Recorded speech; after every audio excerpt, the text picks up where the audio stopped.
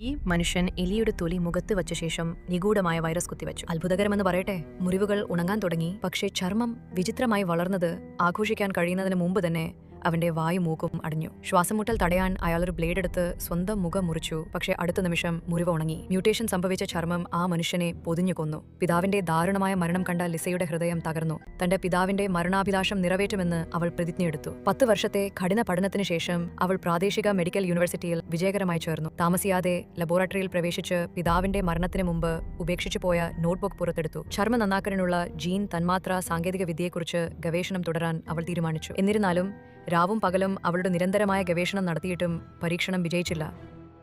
പരീക്ഷണം അവസാന ഘട്ടത്തിലെത്തിയപ്പോൾ ഒരു ദിവസം നിലത്ത് കിടക്കുന്ന സസ്യങ്ങളെക്കുറിച്ചുള്ള ഒരു പേപ്പർ മൃഗകോശങ്ങളെ അപേക്ഷിച്ച് സസ്യകോശങ്ങൾക്ക് സ്വയം സുഖപ്പെടുത്താനുള്ള കഴിവുണ്ടെന്ന് അവൾക്കൊരു ആശയം നൽകി. ഒരുപക്ഷെ അവളുടെ DNA പരീക്ഷണത്തിന്റെ ഗതി തന്നെ മാറ്റിയേക്കാം. ആ രാത്രിയിൽ ലിസ ഇരുട്ടിന്റെ മറവിൽ സസ്യോദ്യാനത്തിലേക്ക് നുഴഞ്ഞുകയറി ഒരു പൂവിടുന്ന ശവപുഷ്പം മോഷ്ടിച്ചു. ഈ ചെടിയുടെ കോശങ്ങൾക്ക് വളരെ ശക്തമായ രോഗശാന്തി കഴിവുകളുണ്ടെന്ന് പറയപ്പെട്ടു. താമസിയാതെ അവൾ പൂവിന്റെ തണ്ട് പൊടിച്ച് മരുന്നിൽ കലർത്തി ഒരു കുപ്പി മരുന്നുണ്ടാക്കി. അവൾ ആകാംക്ഷയോടെ തന്റെ തൊടയിൽ നിന്ന് ഒരു തൊലി മുറിച്ച് എലിയുടെ തൊലി മുറിവിൽ വച്ച് പിങ്ക് വിഷം കുത്തിവച്ചപ്പോൾ 2 വ്യത്യസ്ത ഇനങ്ങളുടെയും തൊലി വേഗത്തിൽ ലയിക്കാൻ തുടങ്ങി. ഇത് ലിസയെ അത്ഭുതപ്പെടുത്തി. അന്ന് തന്നെ താമസിച്ചിരുന്ന അമ്മായിയുടെ വീട്ടിലേക്ക് മടങ്ങിയെത്തിയ ലിസ തന്റെ പിതാവിന്റെ ഓർമ്മകൾ അടങ്ങിയ പെട്ടി നശിപ്പിക്കപ്പെട്ടതായി കണ്ടെത്തി.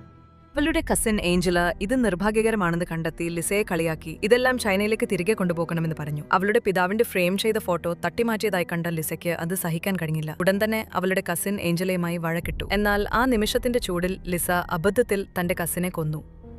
അമ്മായി തിരിച്ചുവരാൻ സമയമായെന്ന് മനസ്സിലാക്കിയ അവൾ മൃതദേഹം കണ്ടെത്താതിരിക്കാൻ ഉടൻ തന്നെ കുളിമുറിയിലേക്ക് വലിച്ചിഴച്ചു മാറ്റി. മുഖം മാറ്റിവെക്കൽ ശസ്ത്രക്രിയ നടത്താൻ ലിസ ശ്രമിച്ചു. ആദ്യം ഒരു ബ്ലേഡ് ഉപയോഗിച്ച് സ്വന്തം മുഖത്തെ തൊലി നീക്കം ചെയ്തു. ശേഷം ഏഞ്ചലയുടെ മുഖത്തെ തൊലിയും നീക്കം ചെയ്തു. എന്നിട്ട് അതിൽ പിങ്ക് വിഷം കുത്തിവെച്ചു. ഒടുവിൽ ആ തൊലിയുടെ കഷണം സ്വന്തം മുഖത്ത് ഘടിപ്പിച്ചു. തുടർച്ചയായ വേദനക്കും നീറ്റലിനും ശേഷം ലിസ ശരിക്കും ഏഞ്ചലയെ മാറിക്കഴിഞ്ഞു. താമസിയാതെ അവളുടെ അമ്മായി വീട്ടിലേക്ക് മടങ്ങി. ഇന്ന് ആഞ്ചലയുടെ ഉയരത്തിൽ അസാധാരണമായ ഒന്നും അവർ ശ്രദ്ധിച്ചില്ല. അവരുടെ യഥാർത്ഥ മകൾ കട്ടിലിനടിയിൽ തുറഞ്ഞു കിടക്കുകയായിരുന്നു. ആരും തിരിച്ചറിയാതിരിക്കാൻ ലിസ ഏഞ്ചലയുടെ മൊബൈൽ ഫോണിലെ വീഡിയോ ശ്രദ്ധാപൂർവം അനുകരിച്ച് അവളുടെ ഓരോ ഭാവവും പഠിച്ചു. അടുത്ത ദിവസം ഏഞ്ചലയുടെ ഐഡന്റിറ്റിയിലാണ് അവൾ സ്കൂളിൽ പോയത്. പക്ഷേ ഏഞ്ചലയ്ക്ക് ഒരു രഹസ്യ കാമുകൻ ഉണ്ടാകുമെന്ന് അവൾ പ്രതീക്ഷിച്ചിരുന്നില്ല. പ്രണയം ഒരിക്കലും അനുഭവിച്ചിട്ടില്ലാത്ത ലിസയ്ക്ക് ഇതെല്ലാം തന്റെ പുതിയ രൂപം മൂലമാണെന്ന് തോന്നി. ഉച്ച കഴിഞ്ഞ് ഇരുവരും മലമുകളിലേക്ക് ഒരു ഡേറ്റിംഗിന് പോയി. പക്ഷേ അവരുടെ വികാരങ്ങൾ കൂടുതൽ ആഴത്തിലാകുമ്പോൾ കാമുകൻ പെട്ടെന്ന് അവളുടെ നെറ്റിയിൽ ഒരു മുറിവ് പിളരുന്നത് ശ്രദ്ധിച്ചു. അടുത്ത നിമിഷം അവളുടെ മുഖം മുഴുവൻ ഇളകി വീണു. ഈ പിരിമുറുക്കവും